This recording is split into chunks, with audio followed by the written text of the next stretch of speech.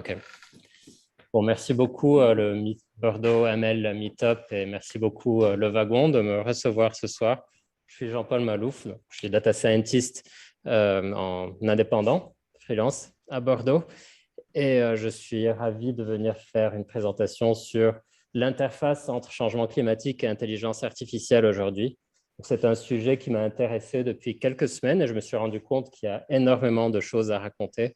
J'essaie de condenser un maximum ma présentation, donc malheureusement, on ne va pas pouvoir rentrer dans le détail de tous les sujets intéressants. Bon, une chose est sûre, en tout cas, c'est qu'en venant ici, je ne sais pas vous, mais je me suis complètement trempé les pieds en venant au wagon. Je ne sais pas si vous voyez ce qui se passe sur la place Féberlan. Ça fait POC. Ouais. Donc, évidemment, cette image est une blague. C'est une image qui a été générée par intelligence artificielle. En fait, vous pouvez taper une adresse sur cette plateforme-là et l'habiller d'une catastrophe climatique de votre choix, donc smog, feu ou inondation. C'est une plateforme qui a été développée par l'équipe de Sacha Lucioni et al. C'est une équipe de recherche à Montréal. Et l'objectif de cette plateforme, c'est de rendre plus concrètes aux yeux des individus les conséquences du changement climatique et du coup, une incitation à la réduction de l'impact carbone. Parce que souvent, des individus lambda comme moi ou comme vous ne sommes pas forcément au courant de ce qui se passe tous les jours dans le monde, les conséquences du changement climatique.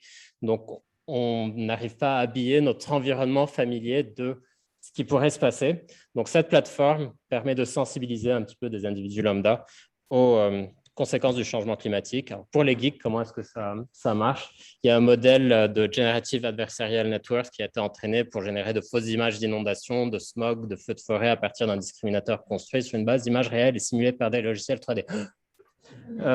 Si vous voulez plus de détails, je vous invite à aller lire l'article.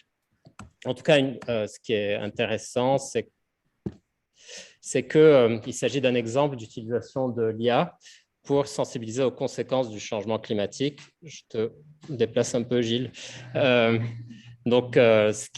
qui induit un changement de comportement individuel et du coup une réduction de l'impact carbone individuel. Donc là, j'ai habillé une photo de la forêt des Landes de Gascogne, d'un feu de forêt, artificiellement, en passant encore une fois par cette plateforme. Donc, voici le titre de cette présentation, Intelligence artificielle et changement climatique. Donc, je vais commencer par parler du changement climatique. Parlons-en. Donc, voilà une des images devenues tristement familières. Il y a une augmentation des gaz à effet de serre liée à l'activité humaine depuis l'ère industrielle et en conséquence, on a un réchauffement de la planète. Alors, ce graphique est tiré du rapport de l'IPCC 2021. C'est un gros rapport qui est sorti cette année qui explique les tenants et les aboutissants du changement climatique avec les causes et les conséquences. Donc, les conséquences, justement, il y a des conséquences directes, augmentation des températures, augmentation du niveau des mers, etc., et des conséquences indirectes, diminution des rendements agricoles, famine, manque d'eau, impact économique, perte de biodiversité, voire conflits armés et j'en passe. Alors, pour en savoir un petit peu plus sur le changement climatique, comment comprendre le changement climatique, je vous incite fortement à suivre un atelier, à participer à un atelier intitulé « La fresque du climat ». Il s'agit de 3 heures pour comprendre le changement climatique, cerner les tenants et les aboutissants, comprendre un petit peu de manière survolée les 4000 pages du rapport de l'IPCC. C'est hyper efficace. Ça permet également de réfléchir de manière collective à des solutions qui peuvent être mises en route. Et si vous cherchez des animateurs de fresques du climat locaux et très compétents à Bordeaux, n'hésitez pas à me demander, j'en connais de très, très bons. Alors, quelques mots sur l'intelligence artificielle et le machine learning pour les non-initiés, parce que je vois des non-initiés dans la salle. Le machine learning, il s'agit de techniques de calcul permettant aux ordinateurs d'apprendre à exécuter des tâches en s'inspirant de patterns perçus sur des données. Donc, voilà, on a un petit décalage de max sur le PowerPoint. Je suis désolé. Donc, imaginez, bon, je donne l'exemple le plus bateau d'intelligence artificielle qui agace, je pense, les data scientists parmi vous. Imaginez qu'on veuille demander à un ordinateur d'apprendre à identifier des chats sur des photos. On alimente l'ordinateur de photos de chats taguées avec la présence ou l'absence de chats sur les photos. Et on demande à l'ordi d'apprendre à les identifier. Et puis, au bout du compte, on a une machine qui permet d'identifier automatiquement la présence de chats sur les photos. Quelque part, on demande à l'ordinateur de faire une tâche très précise. On dit une tâche de prédiction. Et très souvent, en intelligence artificielle ou en machine learning, les tâches se résument à de la prédiction. Donc, gardez ça en tête, au moins les non-initiés, même si le machine learning, c'est beaucoup plus large que ça. Alors, pourquoi est-ce qu'on parle d'intelligence artificielle sinon? Parce que le machine learning est une technique d'intelligence artificielle dans le sens où l'ordinateur emprunte la faculté cognitive d'apprentissage à l'être humain. Alors, je reviens sur le titre de cette présentation, Intelligence artificielle et changement climatique. C'est un peu vague, vous ne trouvez pas? Je m'étais un peu arraché les cheveux pour trouver un titre plus original. Donc, je suis passé par Intelligence artificielle et changement climatique. Je t'aime moi non plus. Mon meilleur ennemi, changement climatique et le rôle ambigu de l'intelligence artificielle, le double jeu de l'intelligence artificielle, une relation ambivalente, une relation d'amour-haine et blablabli et blablabla. J'avoue que je m'étais... que certaines propositions étaient un peu nazes. Mais en gros, vous avez compris que... Il ne veut plus. Voilà. Je voulais lui dire que l'intelligence artificielle pouvait être utilisée pour lutter efficacement contre le changement climatique. Et d'un autre côté, elle pouvait contribuer à l'accélération du changement climatique. Dans le premier cas, c'est bien. Dans le deuxième cas, c'est pas bien. Mais ces deux parties vont constituer donc les deux grandes parties de cette présentation.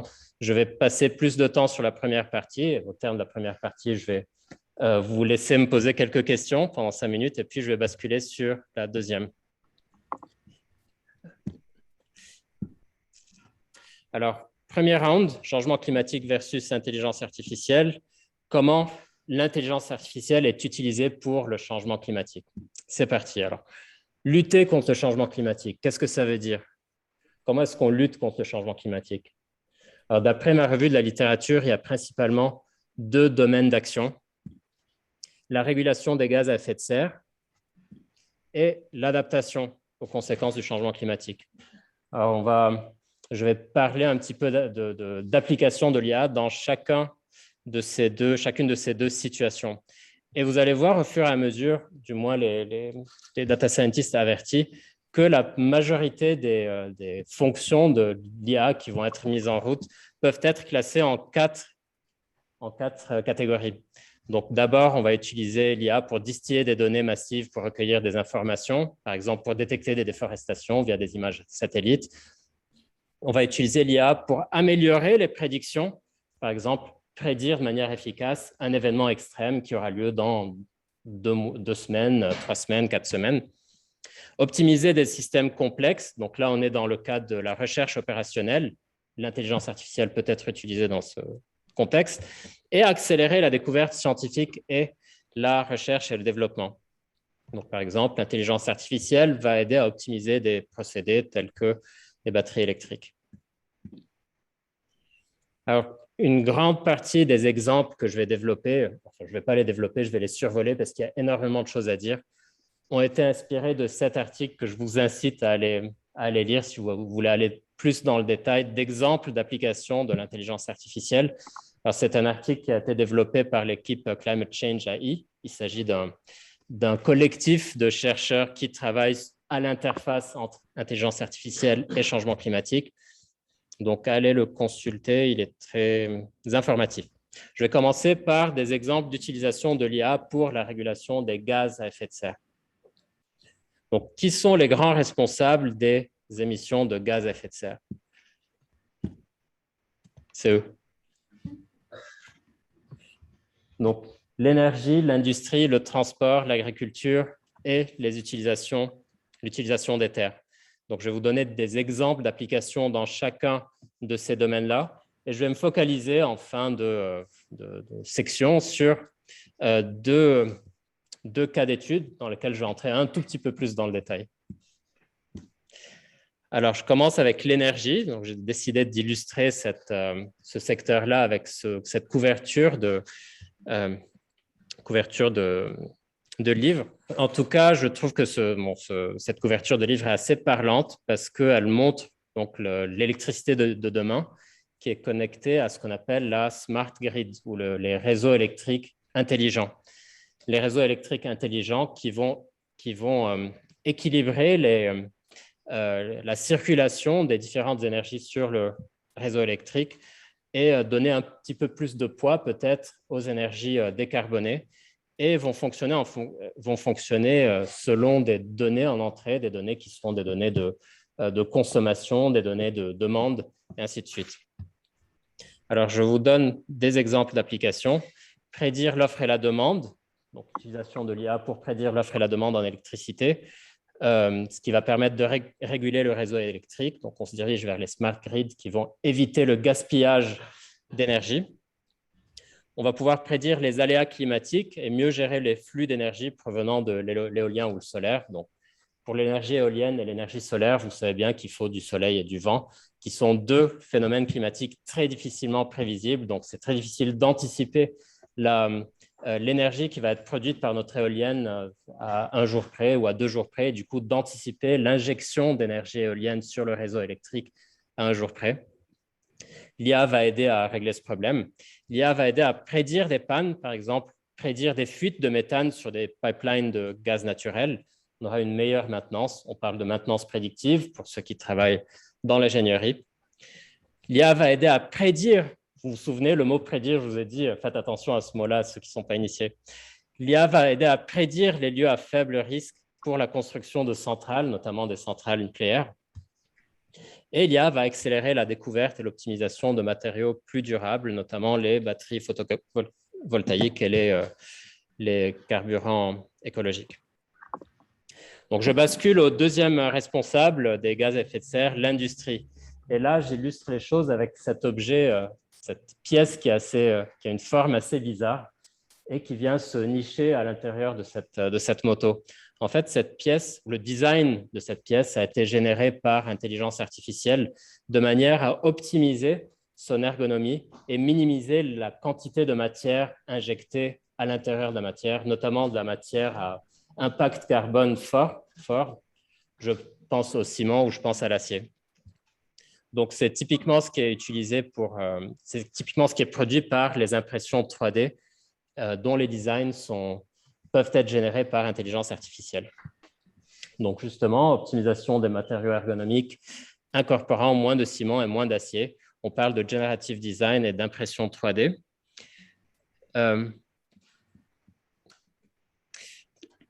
L'IA peut être utilisée pour limiter le gaspillage alimentaire et donc la production. Par exemple, on peut utiliser l'IA pour optimiser les routes de livraison, prédire la demande de points de vente et du coup livrer assez de nourriture à ces points de vente et éviter donc le gaspillage. Amélioration des systèmes de réfrigération et du coup éviter le gaspillage encore une fois. L'IA peut aider à prédire des réactions chimiques et du coup trouver des catalyseurs peut-être plus efficaces et des réactions nécessitant moins d'énergie dans l'industrie. Okay. L'IA peut également, encore une fois, être utilisée pour prédire des pannes. Et donc, on parle encore une fois de maintenance prédictive et limitation de fuite de méthane, par exemple. Le méthane, c'est un gaz à effet de serre qui est 30 fois plus impactant que le dioxyde de carbone, que le CO2.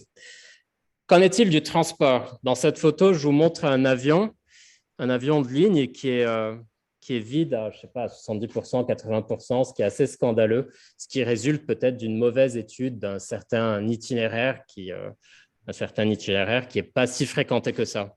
Et du coup, vous allez deviner, l'intelligence artificielle va aider à prédire quels sont les itinéraires les plus fréquentés, les plus importants pour éviter de faire voler des avions et gaspiller des énergies fossiles pour rien. Donc, on va pouvoir faire ça. On pourra optimiser le trafic de fret, donc le trafic de marchandises, meilleure gestion des charges et du routage. On va faire en sorte que des camions qui traversent l'Europe ne le traversent pas avec une charge complètement vide.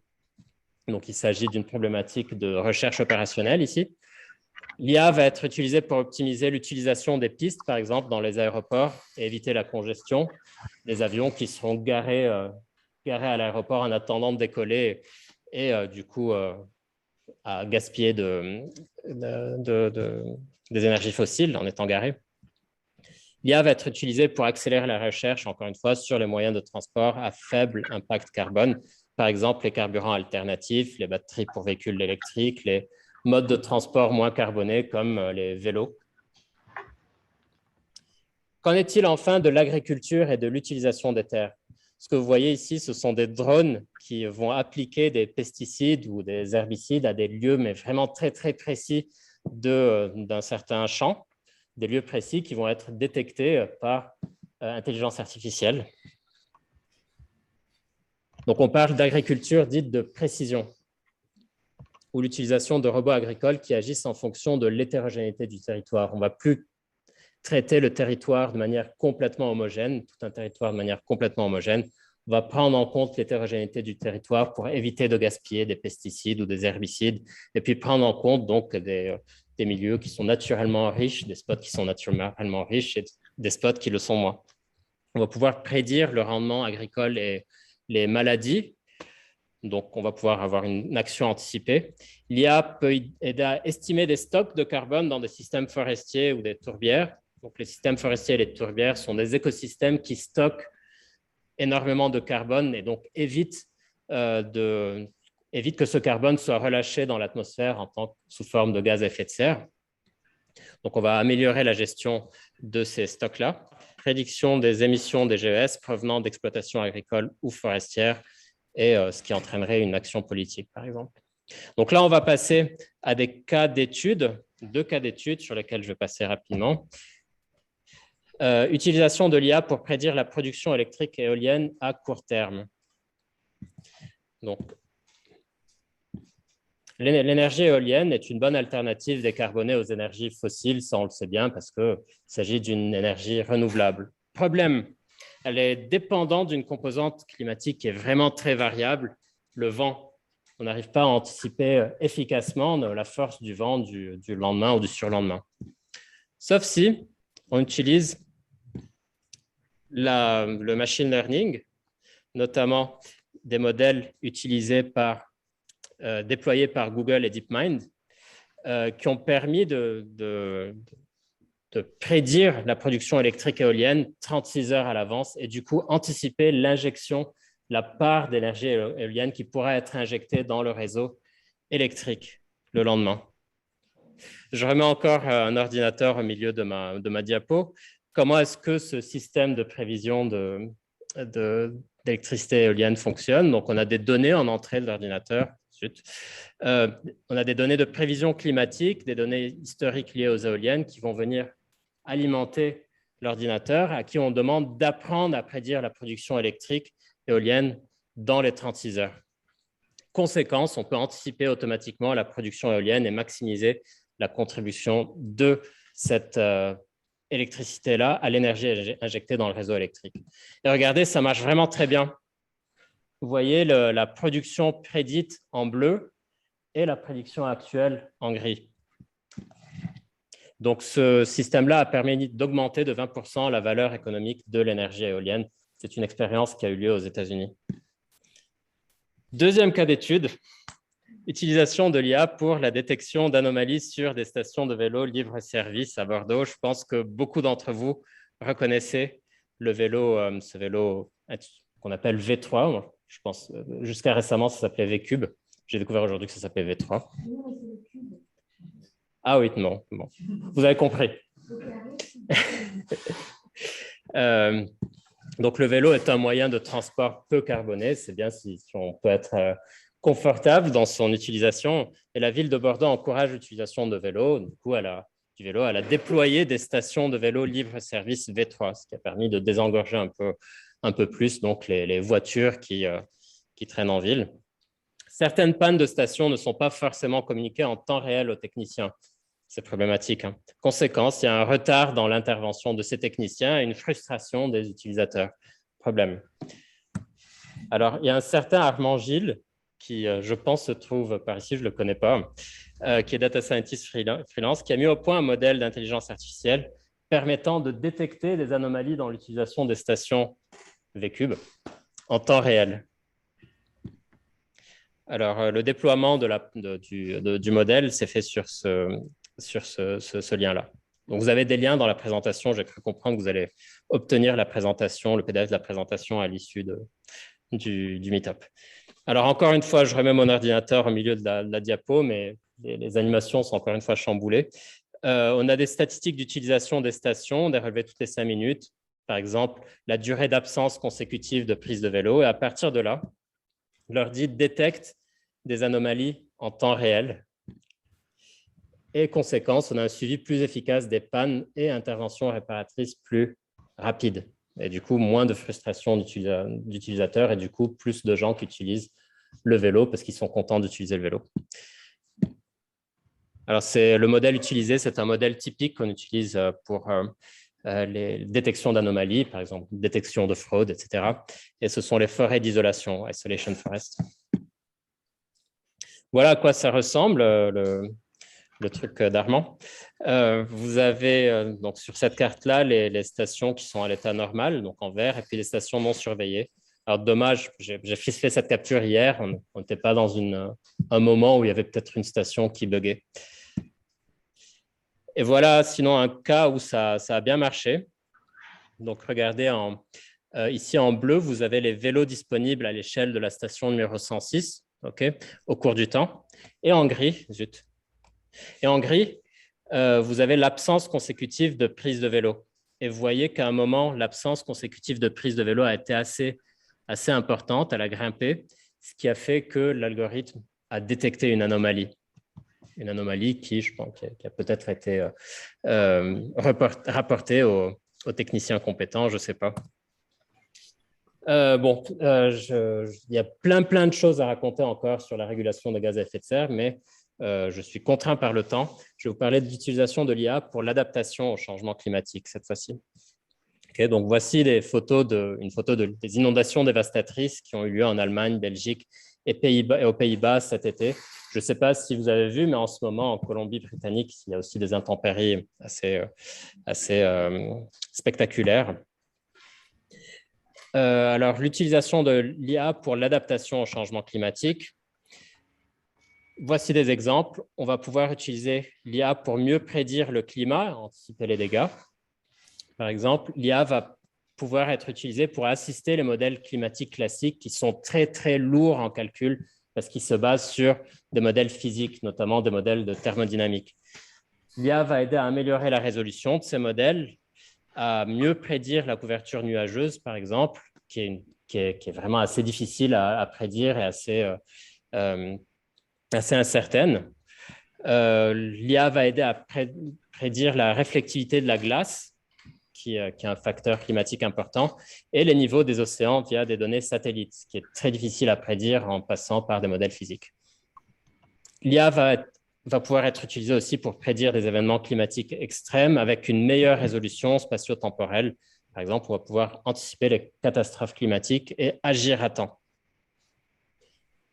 Sinon, qui dit adaptation, dit aussi adaptation sur le plan social. Le changement climatique, c'est aussi des catastrophes écologiques, c'est aussi des infrastructures qui tiennent plus très bien, c'est aussi des crises et des problèmes sociaux. Donc, voici des exemples d'applications. L'IA va aider à surveiller l'état des écosystèmes et de la biodiversité en passant par exemple, des images satellites ou un recueil de données de biodiversité, un recueil participatif, ou encore une fois, la détection d'espèces sur des caméras de surveillance. L'IA va aider à adapter les infrastructures face aux extrêmes climatiques, par exemple, avec la maintenance prédictive et la détection d'anomalies. L'IA va aider à protéger la sécurité alimentaire, prédiction de pénuries à court et à long terme, et à améliorer la réponse aux catastrophes climatiques. Bon, comme on arrive à prédire les catastrophes climatiques avec l'IA, on va pouvoir anticiper ces catastrophes et puis évacuer, par exemple, des populations qu'il faut évacuer. Un autre cas d'étude, utilisation de l'IA pour prédire le mouvement du criquet pèlerin. Je ne sais pas comment on prononce ça. Les essaims de criquets pèlerins sont désastreux pour l'environnement, les cultures et l'économie. Et pourquoi je vous parle de ça dans le cadre du changement climatique? Sachez que la crise de 2019-2020 qui a touché l'Afrique de l'Est pourrait coûter 8,5 milliards de dollars. Un épisode de pullulation de d'augmentation considérable de la taille de population de criquets peut être favorisée par des facteurs climatiques, notamment de fortes précipitations suivies d'une longue période de sécheresse, ce qui est de plus en plus fréquent avec le changement climatique. Donc, c'est une des N conséquences du changement climatique. Comment on peut utiliser l'IA pour contribuer à la résolution de ce problème? Aujourd'hui, sans IA, des experts identifient des zones à risque et du coup, il y a des interventions avec des pesticides. Mais ce sont des zones qui sont déjà infestées, ce qui n'est pas forcément la meilleure manière de procéder. Alors, le problème, c'est qu'en plus, plusieurs régions sensibles ne sont pas balayées par les experts. Donc, y compris des régions n'ayant que très peu été touchées jusqu'ici sans changement climatique, en dehors du contexte du changement climatique. Alors, il y a une étude qui a mis au point un modèle d'IA pour anticiper les migrations et les pullulations de criquets, ce qui permet une intervention potentielle automatisée sur plus de territoires. Comment ça marche? Cette fois-ci, ça marche un petit peu mieux, mais truc. Ah non. Donc, en entrée dans l'ordinateur, on a des relevés de présence et d'absence de criquets à des lieux précis. Et ce sont des relevés qui sont faits de manière participative. Donc, n'importe qui peut aller soulever la présence ou l'absence de criquets à différents lieux. Et en plus, chaque relevé est associé à 10 données environnementales extraites d'une image satellite. L'ordi apprend à prédire la présence et l'absence de criquets selon les données environnementales extraites des images satellites, ce qui permet au final de cartographier automatiquement la présence ou l'absence du criquet à différentes dates futures. Et donc, pour les geeks, le modèle utilisé connecte plusieurs structures de réseaux de neurones, des CNN, des LSTM et des FFD. Donc, voilà. Et du coup, ça permet... Oh, zut. Ça permet une cartographie automatique de la présence ou l'absence de criquets à différentes dates futures, ce qui permet donc d'anticiper l'invasion, la pullulation et les désastres qui s'en suivent. Si je récapitule pour cette première partie, l'intelligence artificielle peut être utilisée pour lutter contre le changement climatique. J'ai parlé de 2 axes de lutte, soit régulation des gaz à effet de serre au sein de plusieurs secteurs, soit adaptation au changement climatique, prévision climatique et adaptation sociale. Les possibilités de l'IA mises en œuvre dans tous les exemples dont je vous ai parlé, elles sont résumées dans ces 4 points. Donc, distillation des données, prédiction, optimisation et accélération de la recherche. Ce qui fait que là, on en est à la deuxième partie, comment l'IA contribue à l'accélération du changement climatique et comment limiter cette contribution. Mais on va consacrer quelques minutes à des questions sur la première partie parce qu'on change d'orientation ici. À vos questions. Oui. Alors, sur Zoom, tous ceux qui sont en ligne, à vos questions, si vous en avez. Alors, vous pouvez les saisir dans le chat directement et je serai votre relais. Moi, j'en ai juste une petite question, Jean-Paul. C'est sur les crickets, tu parlais de crowdsourcing. Oui. En termes de données et de données récupérées, puisqu'on est sur du volontariat, est-ce qu'il n'y a pas des biais souvent sur ce type de données? Une notion de fiabilité qui peut être remise en cause, ou c'est quelque chose qui est de plus en plus utilisé parce que justement c'est fiable et de l'observation en temps réel et dans le milieu? Alors, pour le crowdsourcing, dans cette étude en particulier, je me suis un peu avancé en disant que c'était n'importe qui pouvait faire ces relevés-là. Il s'agissait quand même de fermiers qui sont au courant de ce que c'est et qui savent observer la présence ou l'absence de criquets. Et sinon, le crowdsourcing qui est un peu plus volontaire et plus axé sur des personnes amatrices, donc, comme moi par exemple, est utilisé de plus en plus dans le cadre du machine learning. Je pense notamment aux données de relevé de biodiversité qui peuvent être faites par n'importe quel individu lambda, qui vont aller relever la présence de telle ou telle espèce dans telle ou telle zone, ce qui permet d'utiliser l'IA pour cartographier l'aire de répartition des différentes espèces et voir comment cette aire de répartition évolue au cours du temps et selon les aléas climatiques, tout en prenant en compte une incertitude liée au fait que quand on n'observe pas une espèce, ça ne veut pas nécessairement dire qu'elle n'est pas là. Et en fait, les données d'absence ne sont pas prélevées quand on fait du bénévolat en termes de biodiversité, en termes de relevé de biodiversité. Donc, il y a tous D'accord. ces aspects-là qui sont pris en compte par les modèles d'IA. Alors, j'ai deux questions. La première question, c'est une question d'Eliott, maître, le Toulousain. Bonjour. Est-ce qu'on a mesuré le bénéfice réel apporté par des modèles d'IA pour la consommation d'énergie? Par exemple, est-ce que le gain imputable au modèle est supérieur à ce que les modèles vont consommer pour permettre ces optimisations, notamment dans le cas des éoliennes? Je veux dire, est-ce que le gain en énergie compense l'impact carbone des modèles d'IA? Oui. Oui. Alors, j'ai envie de dire que oui, parce que vous allez voir je vais vous montrer des statistiques qui portent sur des impacts carbone de modèles d'IA assez colossaux qui ont été entraînés récemment et qui restent assez, on va dire, assez faibles par rapport à la circulation de l'énergie dans un réseau électrique.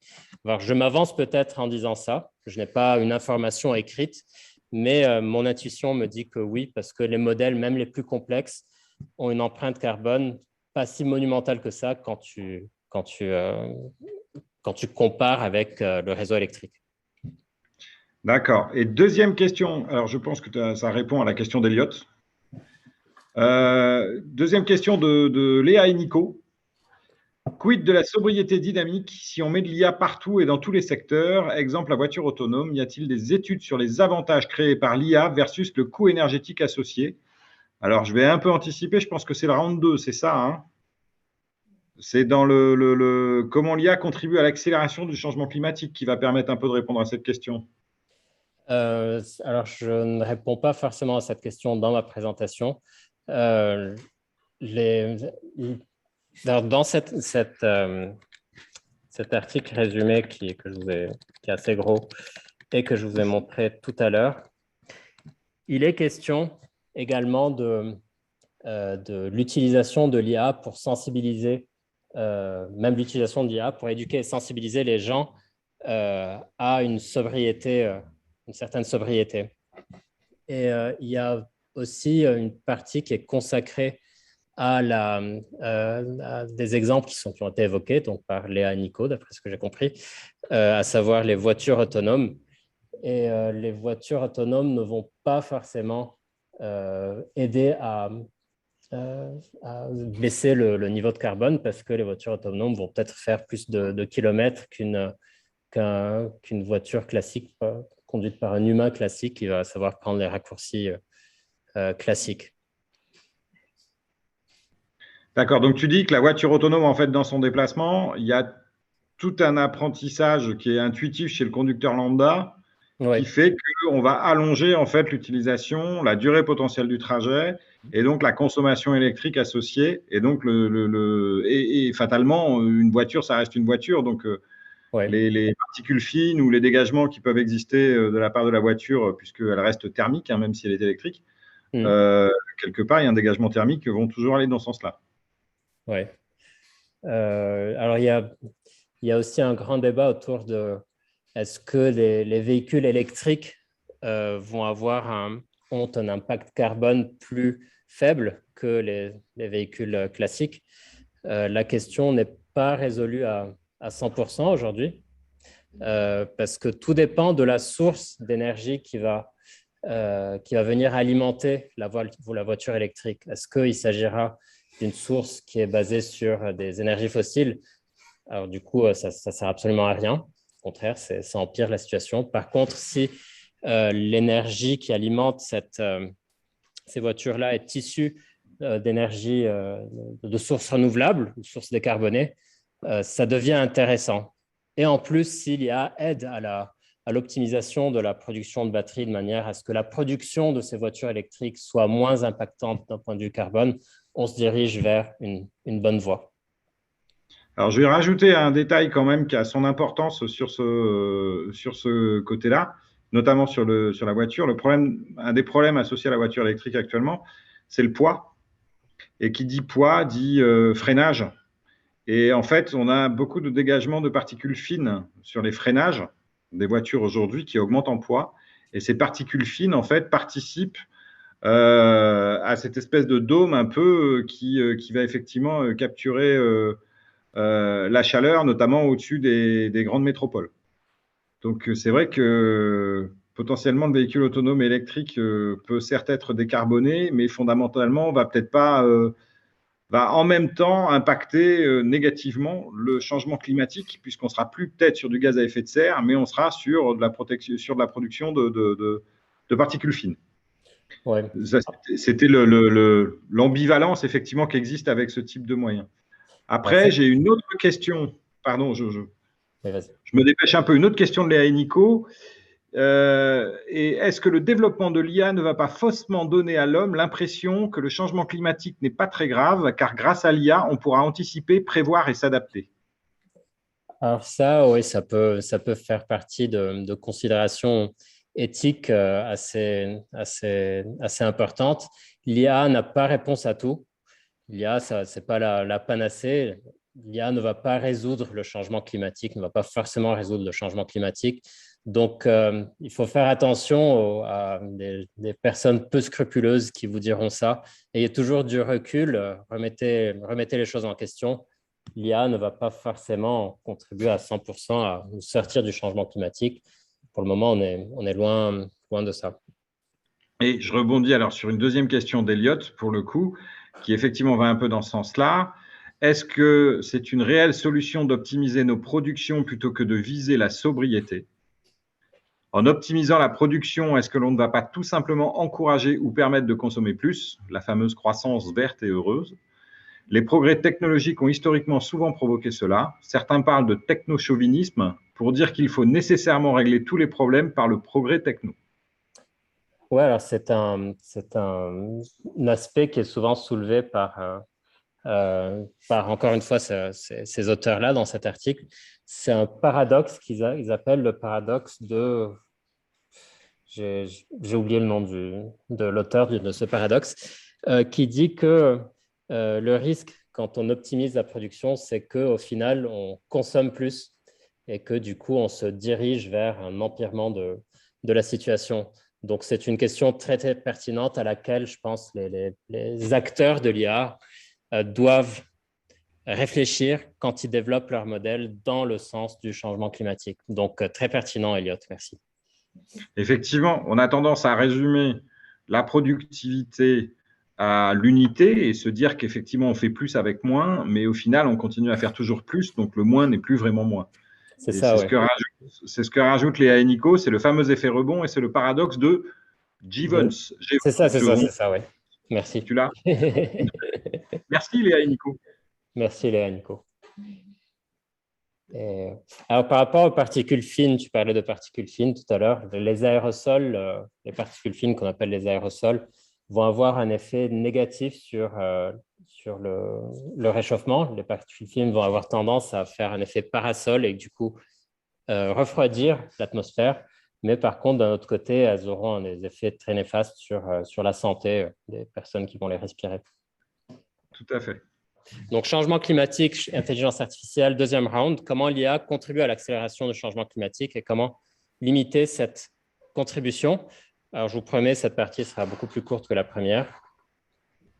Alors, que feriez-vous dans cette situation? Vous devez passer un examen dans 6 mois. Vous maîtrisez parfaitement votre matière, parfaitement, sauf une partie qui porte sur 5% de la note. Okay? C'est-à-dire que là, si vous allez à l'examen, vous avez 95 sur 100. Mais par contre, cette partie de 5%, si vous voulez la maîtriser, elle nécessite 6 mois de travail supplémentaire. Qu'est-ce que vous faites? Alors, vous avez deux choix. Travailler 6 mois pour gagner 5% de perf ou vous contentez des 95 sur 100 et vous partez en vacances. Qu'est-ce que vous choisissez? Bon, je connais votre réponse. Je vais transposer cette problématique sur le machine learning. Vous avez entraîné un modèle de machine learning. vous avez atteint une performance de 95% et explosé votre objectif. Disons, votre objectif, c'était une accuracy, par exemple, de 80%. Vous êtes à 95%. Il est possible de gagner 0,2% de plus avec 6 mois supplémentaires d'entraînement et toute l'énergie que ça consomme et tous les gaz à effet de serre que ça dégage. Que faites-vous? Moi, j'espère que je connais votre réponse. Dépenser beaucoup plus d'énergie pour gagner peu ou vous contenter de 95% de performance et aller boire une bière? Vous n'êtes pas obligé de répondre.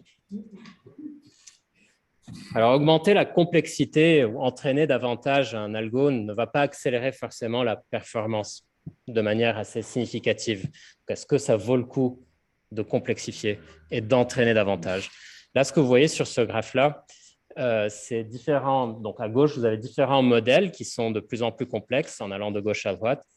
Et ici, vous avez un seul modèle qui a un nombre de paramètres croissant parce qu'il implique des couches supplémentaires en allant de gauche à droite. Donc, alors, ces modèles-là, pour les entraîner, nécessitent une consommation croissante.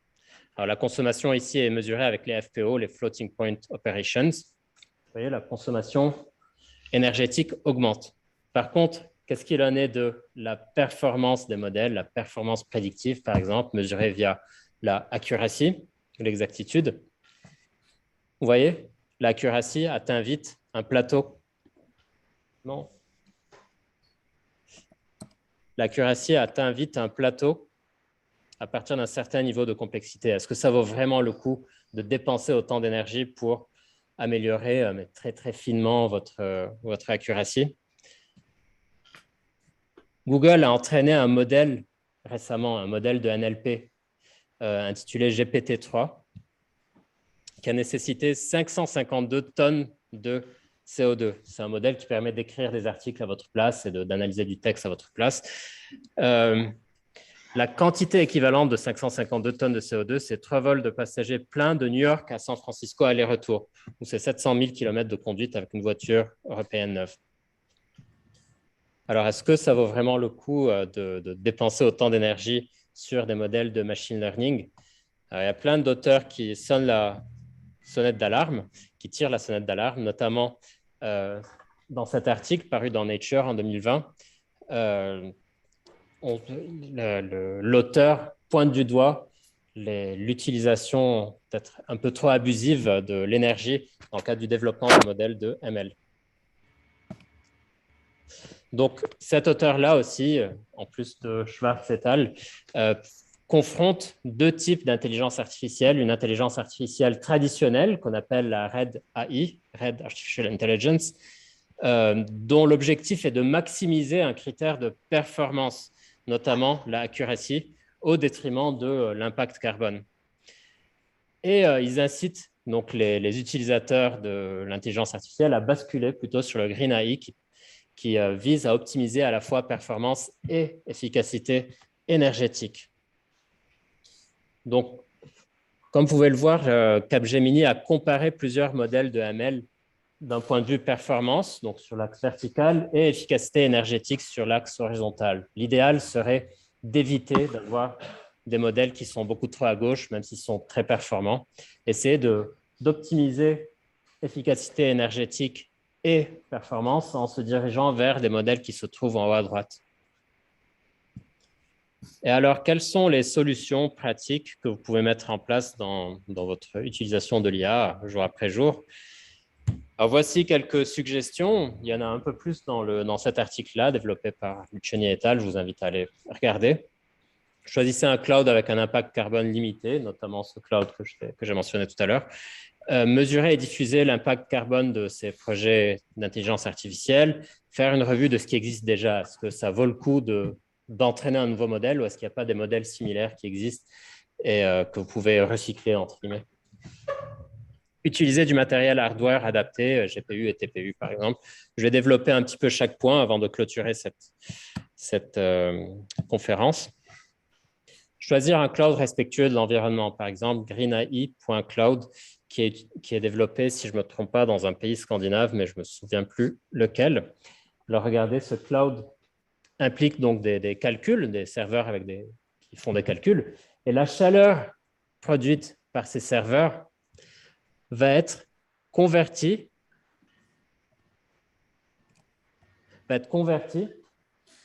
en un des mots les plus difficiles de la langue française, en les petites pastilles en bois de chauffage, les granulés. En granule. Oui, pardon. En granulés. Donc, cette énergie va être injectée dans une usine à granulés qui, elle, va les distribuer donc, dans des bâtiments résidentiels ou industriels pour leur propre énergie.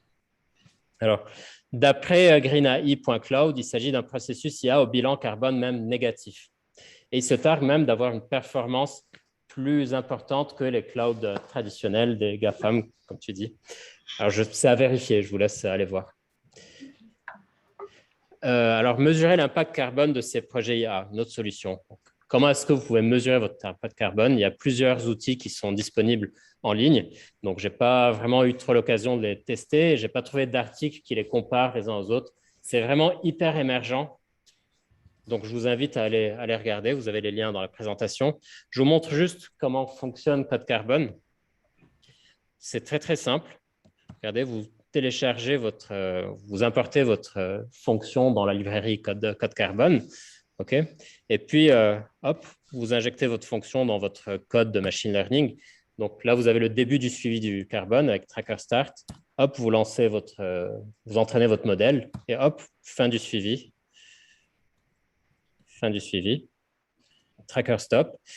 Et donc, cette librairie fournit des résultats qui ressemblent à ça. Donc, vous avez la consommation énergétique, vous avez l'équivalent carbone, et puis vous avez des traductions un peu tangibles de ce que ça veut dire. Par exemple, cette énergie est l'équivalente de 293 miles conduits par une voiture.